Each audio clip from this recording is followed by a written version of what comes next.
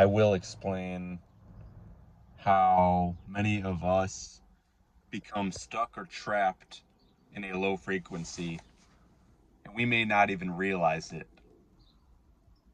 Many times it's when we are within buildings or structures, not getting the sunlight like I'm getting right now, and we're just sitting all day. When you think about the lower chakras, you think of the root chakra, the sacral, and this is the very bottom. It's like the lower part of your spine. And when you're just sitting, all that energy gets stuck in that lower region of the spine. And you can call them demons, lower entities. And people don't question it. People don't do anything about it. And when you're sitting down for long periods of time, this has a harmful effect on your body, your vessel. So you've got to get out and get sunlight. You got to do certain exercises that raise the kundalini up, the spirit up, because this just is a continuous pattern, and people wonder why they get sick or they have back problems or they have some kind of other issue.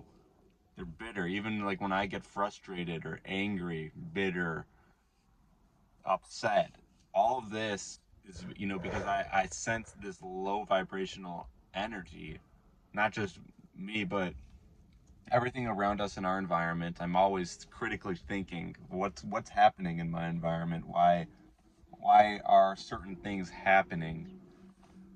um it's by design, yes, but we got to do something about it, because we may work jobs and feel like we're a slave, but you've got to link into wherever you are and find a way to raise your energy. Using your voice is a big part of this, because if there's something on your mind, speak it and communicate with someone, share it, maybe post a video about it. Something simple like that I do.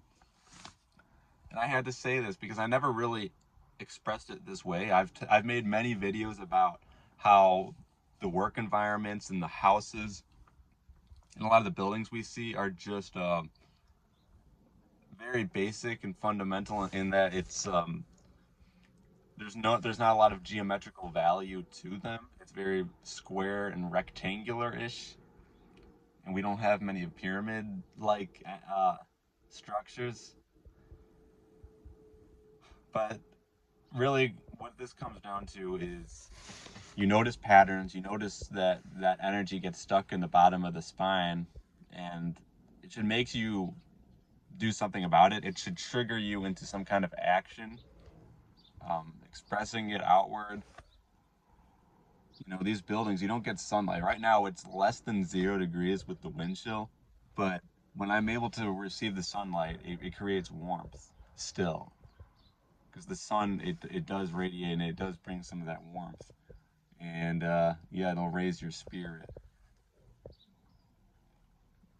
This has always made me shake my head, because this is literally what brings illness, plague, death, low vibrations, all of that. And I gotta just share what's on my mind. And this whole journey of life that we're experiencing is just not easy. There's a lot of trickster energy. A lot of the things that we desire or we want are end up going to trap us. It's literally a trap, and when we realize it, it's like we ask ourselves, why did we want this thing? People are driven by lower energy motives. They're, the motives that a lot of people have, and myself sometimes included, is personal desire and experiencing pleasure. It's not something that's driven by something that will raise our consciousness, enlighten us. It's quite the opposite. So it infuriates me often, and I still fall into the trap, because these demons are very subtle and vicious. There's no other way around it. So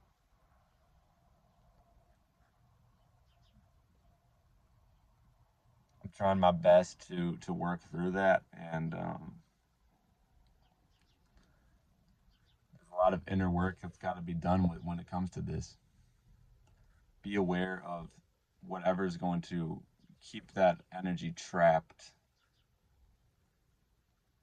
Pride's another thing. You know, when you think you have it all figured out, and you think to yourself that you're the best, or that you have greater overall knowledge than others, and it creates this superiority complex. You got to watch out for that as well.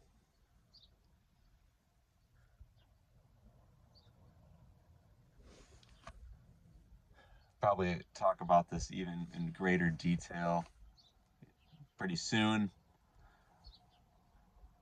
I notice patterns, and you know, when I see people suffering or they're in pain, I can see. Well, I first of all I ask why. What's the root cause? And I think that a lot of people don't look into that root cause. But I do know that these natural ways of healing and elevating our kundalini, raising up our spirit, plays a big role in this.